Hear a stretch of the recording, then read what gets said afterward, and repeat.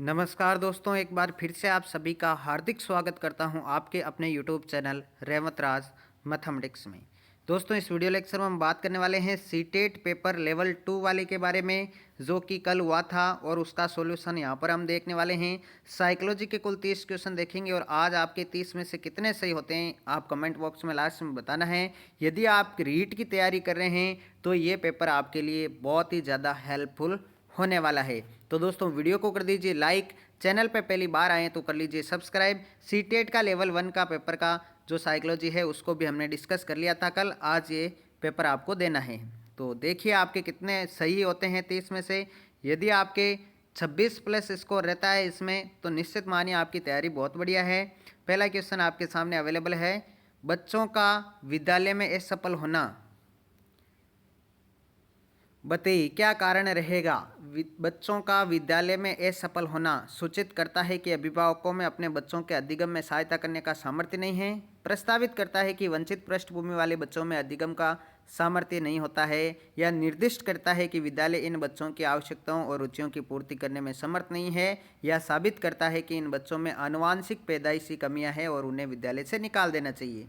तो बच्चों का विद्यालय में असफल होना, इसका राइट आंसर रहेगा तीसरा ऑप्शन। निर्दिष्ट करता है कि विद्यालय में इन बच्चों की आवश्यकताओं और रुचियों की पूर्ति करने में समर्थ नहीं है।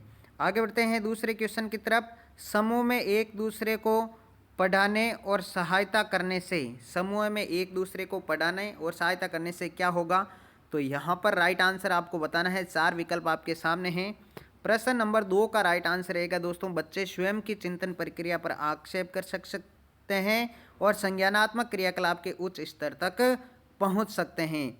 तो यहाँ पर राइट आंसर क्या रहेगा दोस्तों, दूसरा ऑप्शन बिल्कुल सही रहेगा। प्रश्न नंबर 3 की ओर बढ़ते हैं। तीसरा क्वेश्चन आ चुका है कि एक कक्षा में अध्यापिका अपनी शिक्षा शास्त्र व आकलन की विधियों को विद्यार्थियों की व्यक्तिगत जरूरतों के अनुसार परिवर्तित करती है। व्यवहारवादी, अध्यापक केंद्रित, प्रगतिशील या पाठ्यपुस्तक केंद्रित। तो प्रश्न नंबर 3 का राइट आंसर रहेगा प्रगतिशील, एक प्रगतिशील कक्षा में, ठीक है ना। ऑप्शन नंबर 3 आपका राइट आंसर बनेगा। प्रश्न नंबर 4 की ओर बढ़ते हैं। निम्नलिखित में से किस मनोवैज्ञानिक ने प्रस्तावित किया है कि बच्चों का चिंतन गुणात्मक रूप से वयस्कों की अपेक्षा अलग होता है। लॉरेंस कोलबर्ग, जीन पियाजे, लेव वाइगोत्स्की या हार्वर्ड गार्डनर। बहुत ही अच्छा क्वेश्चन है, शानदार इंपॉर्टेंट क्वेश्चन है। इसका जो राइट आंसर रहेगा साथियों वह रहेगा जीन पियाजे। ऑप्शन नंबर 2 बिल्कुल सही रहेगा। प्रश्न नंबर 5 की ओर बढ़ते हैं। विकास के विषय में निम्नलिखित में से कौन सा कथन सही है। विकास के बारे में हर एक पेपर में सवाल आता ही है, तो यहाँ पर सही कथन पूछा है कि कौन सा विकास के बारे में सही कथन है। प्यारे साथियों, यहाँ पर जो राइट आंसर बनेगा 5वें का, वह बनेगा दूसरा ऑप्शन। बच्चों के विकास में बहुत सी सांस्कृतिक विविधताएं होती है। दूसरा ऑप्शन आपका बिल्कुल करेक्ट आंसर बनेगा। आगे बढ़ते हैं साथियों प्रश्न नंबर 6 की तरफ। निम्नलिखित में से बाल्यावस्था, मध्य बाल्यावस्था की अवधि का प्रमुख प्रमाण चिन्ह कौन सा है। देखिए बहुत ही अच्छा क्वेश्चन आया है। मध्य बाल्यावस्था की अवधि का प्रमुख प्रमाण चिन्ह आपसे पूछा गया है साथियों। 4 विकल्प आपके सामने हैं। प्रश्न नंबर 6 का जो राइट आंसर रहेगा साथियों वह रहेगा ऑप्शन नंबर 3, तर्क संगत विचारों का विकास जो कि प्राकृतिक रूप से मूर्त हो। ये मध्य बाल्यावस्था की अवधि का प्रमुख प्रमाण चिन्ह है। ऑप्शन नंबर 3 प्रश्न नंबर 6 का राइट आंसर बनेगा। प्रश्न नंबर 7 देखिए, बच्चों के समाजीकरण में विद्यालय किस प्रकार का कारक है साथियों। तो बच्चों के समाजीकरण में विद्यालय द्वितीय कारक की भूमिका निभाता है, सेकेंडरी फैक्टर है ये। तो यहाँ पर सेकेंडरी एजेंसी है, पहला ऑप्शन करेक्ट आंसर बनेगा। प्रश्न नंबर 8 देखिए, लॉरेंस कोलबर्ग की नैतिक विकास के सिद्धांत के अनुसार व्यक्ति जिस अवस्था में है जब वह विश्वास करता है कि वर्तमान सामाजिक प्रणाली को सक्रियतापूर्वक बनाए रखने से धनात्मक मानवीय संबंध और सामाजिक वर्ग सुरक्षित रहता है। सार्वभौमिक नैतिक सिद्धांत अभिविन्यास, दंड और आज्ञापालन अभिविन्यास, सामाजिक क्रम व्यवस्था अभिविन्यास या यंत्र उद्देश्य अभिविन्यास। तो प्यारे साथियों प्रश्न नंबर 8 का राइट आंसर रहेगा सामाजिक क्रम व्यवस्था अभिविन्यास। Option number 3। आगे बढ़ते हैं प्रश्न नंबर 9 की तरफ। बाल्यावस्था की अवधि में विकास, यहाँ पर बताइए दोस्तों राइट आंसर क्या रहेगा 9 का। बाल्यावस्था की अवधि में विकास, जल्दी से बता दीजिए प्रश्न नंबर 9 का राइट आंसर। तो दोस्तों बाल्यावस्था की अवधि में विकास बहुस्तरीय और मिश्रित होता है। राइट आंसर रहेगा प्यारे साथियों ऑप्शन नंबर 3, 90 का तीसरा ऑप्शन करेक्ट आंसर। प्रश्न नंबर 10 देखिए, निकटस्थ विकास का क्षेत्र क्या है? निकटस्थ विकास का क्षेत्र क्या है? 4 विकल्प आपके सामने है, ध्यानपूर्वक पढ़िए साथियों इनको। राइट आंसर क्या रहेगा 10वीं का? निकटस्थ विकास का क्षेत्र क्या है साथियों? तो राइट आंसर रहेगा ऑप्शन नंबर 2, बच्चों के वर्तमान स्तर पर स्वतंत्र प्रदर्शन और वयस्क व अधिक कौशल वाले समकक्षों की सहायता से बच्चे द्वारा उपार्जित किए जाने वाले प्रदर्शन का मध्य का क्षेत्र निकटस्थ विकास का क्षेत्र है। दूसरा ऑप्शन सही रहेगा। प्रश्न नंबर 11 देखिए, जीन पियाजे के अनुसार बच्चे अमूर्त संक्रियात्मक अवस्था में, जल्दी से बताइए, जीन पियाजे के अनुसार बच्चे अमूर्त संक्रियात्मक अवस्था में क्या करते हैं साथियों? तो राइट आंसर क्या रहेगा? अमूर्त संक्रियात्मक अवस्था में परिकल्पित निगमनात्मक तर्क और प्रतिज्ञप्ति चिंतन करने में समर्थ हो जाते हैं। दूसरा ऑप्शन करेक्ट आंसर रहेगा। प्रश्न नंबर 12 की ओर बढ़ते हैं। हार्वर्ड गार्डनर के बहुबुद्धि सिद्धांत के अनुसार निम्नलिखित में से कौन सा जोड़ा बुद्धि के प्रकार और अंतः स्थिति अनुपालना संभावना के अनुसार सही है? तो 4 ऑप्शन आपके सामने हैं, बताइए इसमें सही कौन सा रहेगा साथियों 12वें में? हार्वर्ड गार्डनर के अनुसार कौन सा सही रहेगा दोस्तों? पहला ऑप्शन रहेगा शारीरिक गति संवेदना जो है खिलाड़ी, यहाँ पर पहला ऑप्शन करेक्ट आंसर बनेगा। प्रश्न नंबर 13 देखिए, लेव वाइगोत्स्की के अनुसार, जल्दी से बताइए, लेव वाइगोत्स्की के अनुसार दोस्तों करेक्ट आंसर क्या रहेगा प्रश्न नंबर 13 का? प्रश्न नंबर 13 आपके सामने अवेलेबल है साथियों। राइट आंसर रहेगा, बच्चों के संज्ञानात्मक विकास में भाषा एक महत्वपूर्ण भूमिका निभाती है। दूसरा ऑप्शन करेक्ट आंसर बनेगा प्रश्न नंबर 13 का। 14वें की ओर बढ़ते हैं। एक प्रगतिशील कक्षा में शिक्षण अधिगम प्रक्रिया के दौरान अधिगमकर्ताओं का मूल्यांकन, यहाँ पर बताइए दोस्तों राइट आंसर क्या रहेगा? करेक्ट आंसर क्या बनेगा साथियों प्रश्न नंबर 14 में? एक प्रगतिशील कक्षा में शिक्षण अधिगम प्रक्रिया के दौरान अधिगमकर्ताओं का मूल्यांकन, करेक्ट आंसर क्या रहेगा साथियों? पहला ऑप्शन बहुत महत्वपूर्ण है क्योंकि ये बच्चों की समझ की जानकारी देता है और अध्यापिका को अपने शिक्षा शास्त्र पर विचारने में सहायक होता है। पहला ऑप्शन सही रहेगा। प्रश्न नंबर 15 की ओर बढ़ते हैं। किस मनोवैज्ञानिक के अनुसार बच्चों के संज्ञानात्मक विकास में सांस्कृतिक उपकरण के लिए एक महत्वपूर्ण भूमिका निभाते हैं? सांस्कृतिक उपकरण एक महत्वपूर्ण भूमिका निभाते हैं, ऐसा किस मनोवैज्ञानिक ने कहा? B.F. Skinner, Lev Vygotsky, Jean पियाजे, अल्बर्ट वांडोरा। तो प्यारे साथियों 15 नंबर का राइट आंसर रहेगा लेव वाइगोत्स्की, करेक्ट आंसर बनेगा दूसरा ऑप्शन। आगे बढ़ते हैं 16वें प्रश्न में।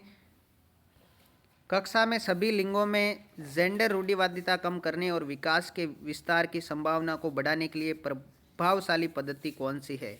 4 ऑप्शन आपके सामने हैं। लिंगों में जेंडर रूढ़िवादिता कम करने और विकास के विस्तार को संभावना को बढ़ाने के लिए प्रभावशाली पद्धति कौन सी है, ये पूछा गया 16 में। राइट आंसर रहेगा क्रियाकलाप के लिए मिश्रित लिंग समूह बनाना और विचार विमर्श को प्रोत्साहित करना। पहला ऑप्शन बिल्कुल सही है। साथियों प्रश्न नंबर 17 देखिए, अध्यापकों की को कक्षा में बहुभाषिता को क्या समझना चाहिए? अध्यापकों को कक्षा में बहुभाषीयता को क्या समझना चाहिए साथियों? एक गुण और साधन समझना चाहिए। राइट आंसर रहेगा ऑप्शन नंबर 2। प्रश्न नंबर 18 की ओर बढ़ते हैं। बाल केंद्रित कक्षा वह है जिसमें, जल्दी से बताइए बाल केंद्रित कक्षा का मतलब क्या है यहाँ पर? प्रश्न नंबर 18 आपके सामने है। बाल केंद्रित कक्षा वह है जिसमें अध्यापक लचीला है और प्रत्येक बच्चे की व्यक्तिगत आवश्यकताओं को पूरा करता है। ऑप्शन नंबर 1 बिल्कुल सही है। प्रश्न नंबर 19 की ओर बढ़ते हैं। पठन वैफल्य बच्चों की पहचान किस प्रकार की जा सकती है साथियों? प्रश्न नंबर 19 आपके सामने है। पठन वैफल्य बच्चों की पहचान किस प्रकार से की जा सकती है? 4 ऑप्शन आपके सामने हैं। राइट आंसर रहेगा चौथा ऑप्शन, उनके पढ़ने और लिखने की कौशलता के विश्लेषण से। चौथा ऑप्शन बिल्कुल सही है। प्रश्न नंबर 20 देखिए, आंशिक दृष्टि वाले बच्चों के विद्यार्थियों के लिए निम्नलिखित में से कौन सी अधिगम सामग्री उपयुक्त नहीं है? आंशिक दृष्टि वाले विद्यार्थियों के लिए निम्नलिखित में से कौन सी अधिगम सामग्री उपयुक्त नहीं है? तो राइट आंसर क्या बनेगा प्रश्न नंबर 20 का? छोटी मुद्रा वाली कार्य सीटें। जी हाँ दोस्तों, पहला ऑप्शन बिल्कुल सही रहेगा। प्रश्न नंबर 21 देखिए, समावेशी कक्षा के पीछे अंतर्निहित विचार है। जल्दी से बताइए 21 नंबर का राइट आंसर। समावेशी शिक्षा के पीछे अंतर्निहित विचार क्या है दोस्तों? प्रश्न नंबर 21 का राइट आंसर रहेगा पहला ऑप्शन, दार्शनिकता की सभी बच्चों के नियमित विद्यालय में समान शिक्षा पाने का अधिकार। पहला ऑप्शन सही है। प्रश्न नंबर 22 देखिए, वीडियो को लाइक नहीं किया तो लाइक ज़रूर कर दें। प्रतिभाशाली और सृजनात्मक बच्चों की आवश्यकताओं को किस प्रकार संबोधित किया जा सकता है? 4 ऑप्शन आपके सामने हैं, जल्दी से बताइए राइट आंसर क्या रहेगा। प्रतिभाशाली और सृजनात्मक बच्चों की आवश्यकताओं को किस प्रकार संबोधित करते हैं? तो राइट आंसर रहेगा चुनौतीपूर्ण कार्य और निरस्ता दूर करने वाले क्रियाकलाप देकर के। दूसरा ऑप्शन बिल्कुल सही है। प्रश्न नंबर 23 में आ जाइए, प्रतिकूल परिस्थितियों और वंचित पृष्ठभूमि वाले अधिगमकर्ताओं को संबोधित करने के लिए निम्नलिखित में से कौन सी पद्धति प्रभावशाली नहीं है, पूछिए साथियों। तो राइट आंसर क्या रहेगा प्रश्न नंबर 23 का? बताइए जल्दी से, प्रश्न नंबर 23 का राइट आंसर क्या रहेगा साथियों? 23वें का राइट आंसर रहेगा तीसरा ऑप्शन, अधिगमकर्ताओं को विद्यालय के बाद ट्यूशन पढ़ने के लिए कहना, जिससे कि अध्यापक को उन पर अधिक ध्यान देना न पड़े। ये प्रभावशाली पद्धति नहीं है। तीसरा ऑप्शन सही रहेगा। प्रश्न नंबर 24 देखिए, बच्चों के अधिगम में शारीरिक स्वास्थ्य और सामूहिक अवस्था की भूमिका नगण्य है का कोई प्रभाव नहीं पड़ता है कि एक महत्वपूर्ण भूमिका या कोई संबंध नहीं है? तो बच्चों के अधिगम में शारीरिक स्वास्थ्य और सामूहिक अवस्था की एक महत्वपूर्ण भूमिका है। तीसरा ऑप्शन बिल्कुल सही रहेगा। प्रश्न नंबर 25 पे आ जाइए जल्दी से।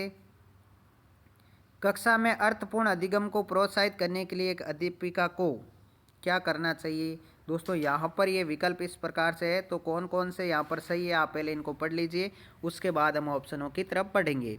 तो 25वें प्रश्न का राइट आंसर क्या रहेगा? कक्षा में अर्थपूर्ण अधिगम को प्रोत्साहित करने के लिए एक अध्यापिका को राइट आंसर रहेगा एक तो पहला और एक तीसरा। जी हाँ दोस्तों, पहला और तीसरा कथन सही है, तो यहाँ पर दूसरा ऑप्शन सही हो जाएगा कि पहला और तीसरा सही है।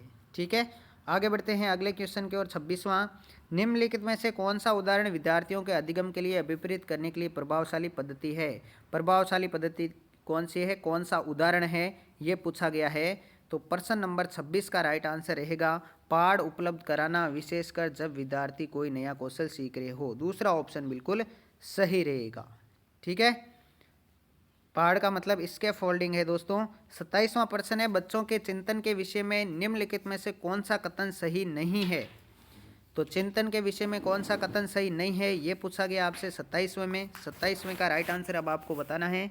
27वें का राइट आंसर तीसरा ऑप्शन रहेगा साथियों, बच्चे प्रतियों को स्वयं नहीं सोच सकते और अध्यापक की मूल भूमिका उन्हें जानकारी उपलब्ध कराना है। ये कथन सही नहीं है, इसलिए तीसरा ऑप्शन बिल्कुल सही है। प्रश्न नंबर 28 है, अधिगम एक और प्रक्रिया है, जटिल और निष्क्रिय, जटिल सक्रिय, सरल रेखीय या सरल व्यक्तिगत। 28वें का राइट आंसर क्या रहेगा साथियों? जटिल और सक्रिय प्रक्रिया है। अधिगम एक जटिल और सक्रिय प्रक्रिया, दूसरा ऑप्शन सही है। प्रश्न नंबर 29 की ओर आते हैं, अपनी कक्षा में अर्थपूर्ण अधिगम को सुसाध्य बनाने के लिए अध्यापिका को अपनी कक्षा में सामाजिक, सांस्कृतिक, धार्मिक, भाषाई विविधता को चाहिए अनदेखा करना, टालना, उपेक्षित करना या समझना। तो प्रश्न नंबर 29 का राइट आंसर क्या रहेगा? समझना, बिल्कुल चौथा ऑप्शन करेक्ट रहेगा। साथियों सीडीपी का लास्ट क्वेश्चन देखिए, कक्षा में प्रभावशाली अधिगम के लिए वातावरण की रचना करनी चाहिए बजाय वातावरण के।